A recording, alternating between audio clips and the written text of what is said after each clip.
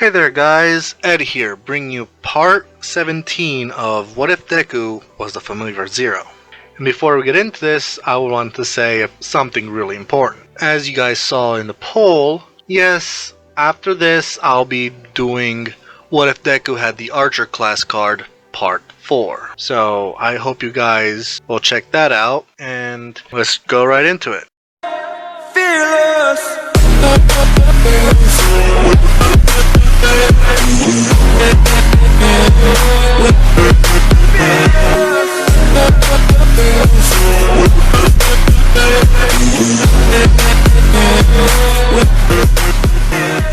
Where we last left off.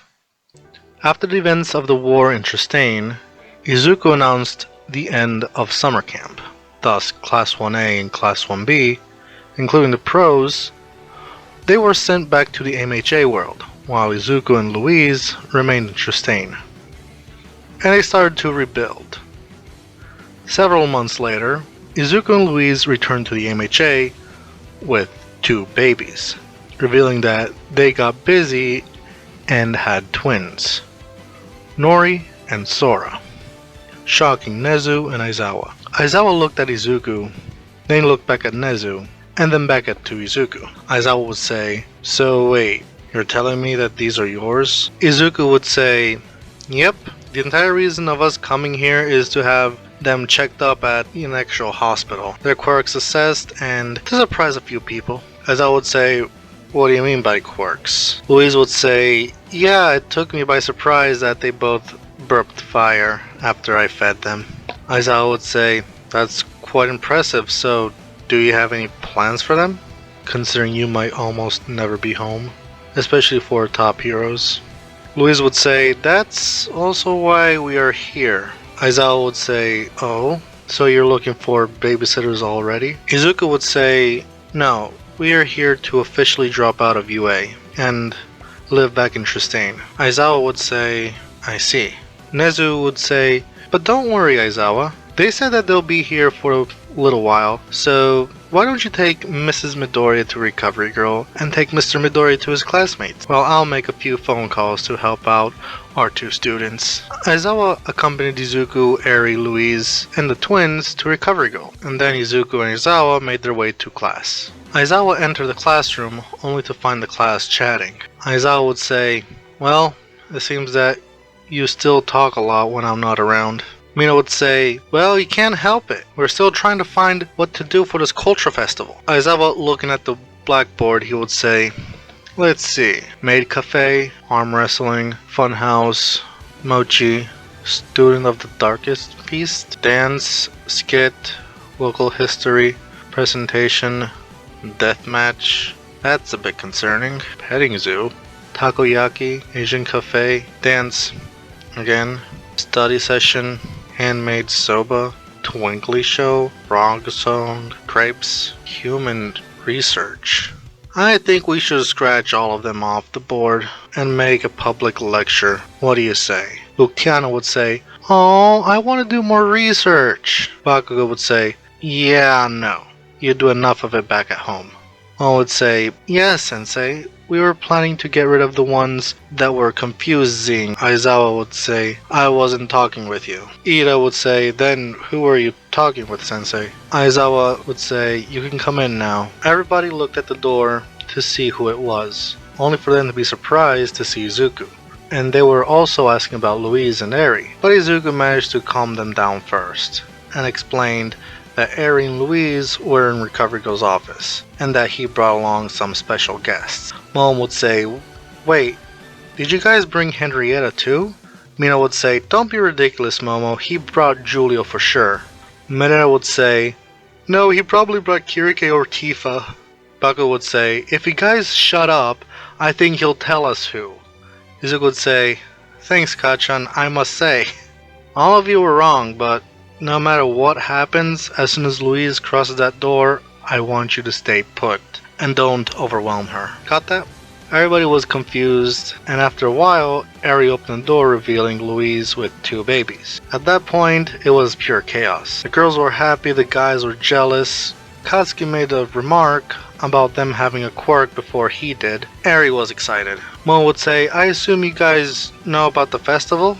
Izuku would say, yeah, we could go for a hero quiz. Louise would say, or a talent show. Aizawa would say, I want you to come up with something by tomorrow. I got stuff to do. After the bell rang, the girls were all over Louise and the babies. Izuku would say, Louise, why don't you and the rest go have some fun and catch up? I'll take the girls. Louise would say, but I wanted to be there to see their faces. Mina would say, Izuku, can we come and see the reaction of All Might being a grandpa? Izuku would say, we kinda needed someone to record the whole thing. The entire class was excited to see All Might's reaction. Needless to say, once they arrived to Izuku's house, All Might and Ingo were shocked and happy at the same time. And the students managed to get the reactions recorded. And Louise went to hang out with the girls, which is how they came up with the concert part of the festival. Izuku and Louise practiced alongside the others like in the original. On November 3rd, Culture Festival began, and for the event, they brought Henrietta, Agnes, Saito, Tifa, and Siesta, and Mr. Colbert. Miri was giving them a tour through the festival. Saito noticed that it wasn't that different from his Japan.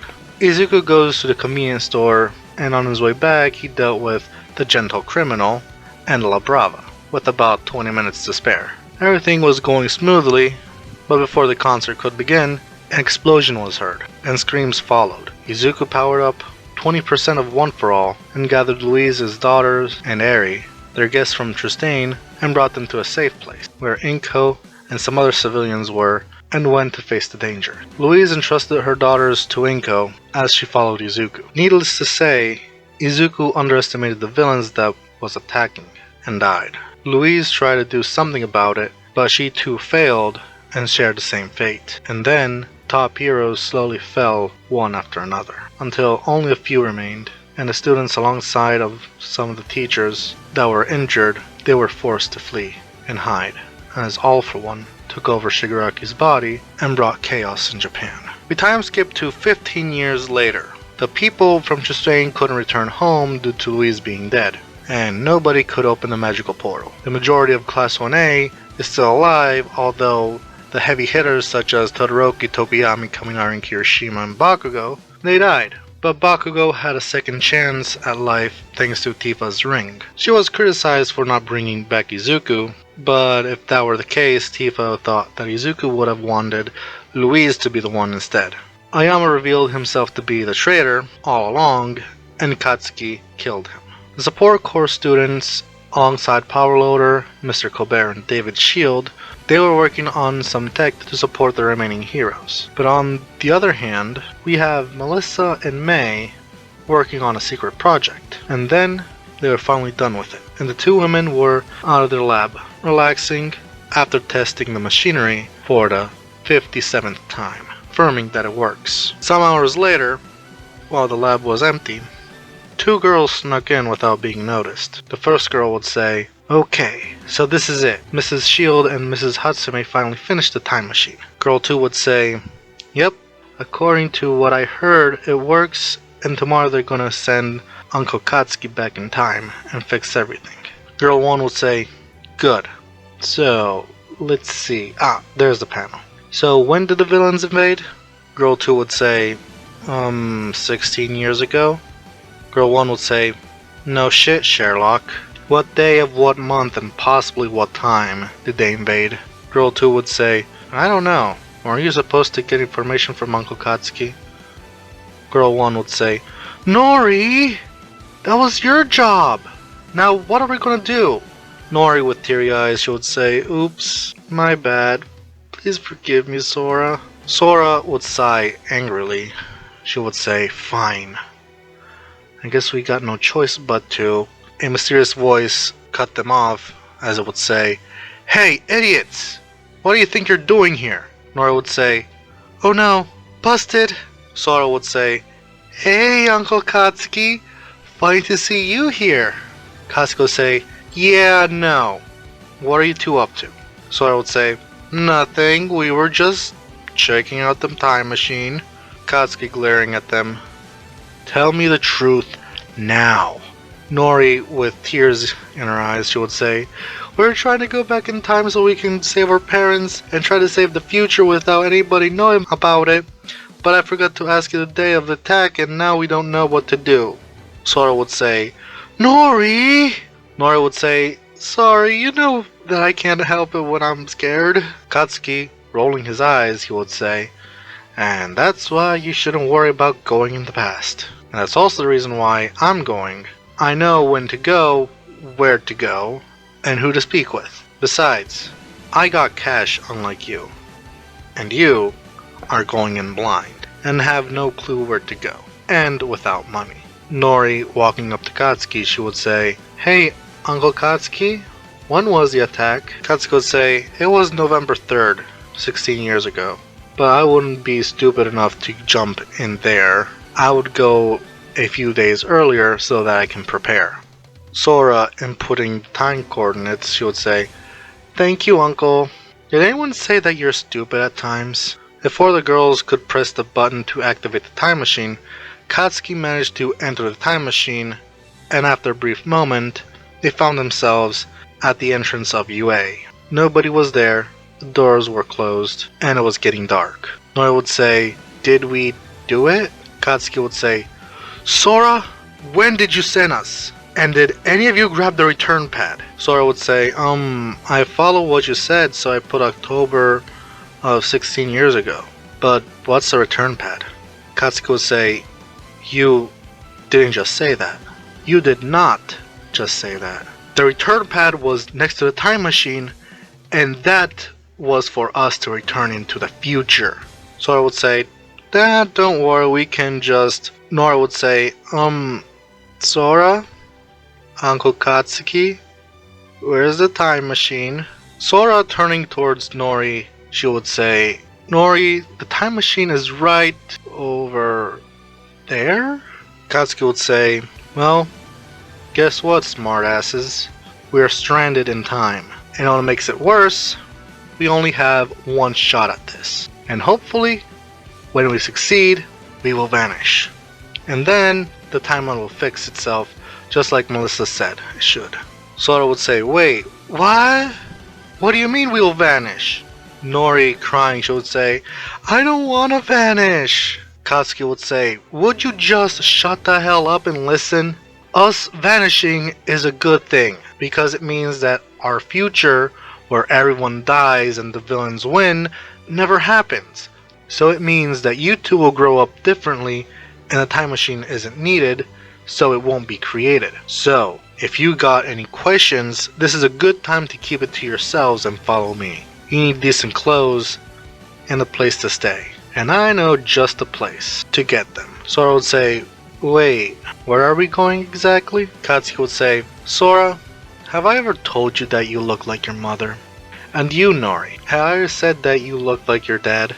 The two girls looked at each other and back at Katsuki, more confused than anything, while Katsuki smirked and dragged them to a clothes store.